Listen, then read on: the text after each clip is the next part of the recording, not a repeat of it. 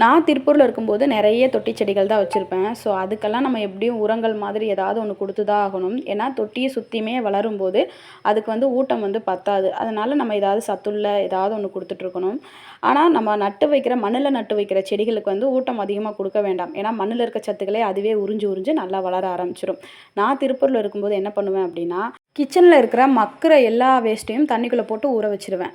அப்படி இல்லைன்னா டீ வடிக்கிற டீ தூள், முட்டை இது எல்லாத்தையுமே டைரெக்டாக வந்து நொறுக்கியோ இல்லை மிக்சியில் போட்டு அரைச்சோ அப்படியே செடிகளுக்கு வந்து போட்டு விட்ருவேன்.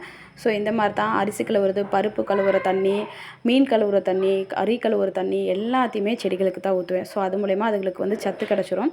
எதையுமே வந்து நர்சரியில் வாங்கி போடுறதில்ல. அதே மாதிரி இந்த மாதிரி ஒரு கேன் வச்சுருப்பேன். அதுலலாம் இருக்கிற வேஸ்ட்டெல்லாம் போட்டு மக்க வச்சு அப்படியே வந்து செடிகளுக்கு போட்டுருவேன். ஆனால் இங்கே வந்து ஆடு மாடோட எருவு தான் போடுவேன். அந்த அளவுக்கு வந்து சத்துமானமாக எதுவும் கொடுக்கறதில்ல. அப்பப்போ டைம் கிடைக்கும்போது காய்கறி வேஸ்ட்டெல்லாம் போடுவேன். மக்கின உரங்கள் போடுவேன்.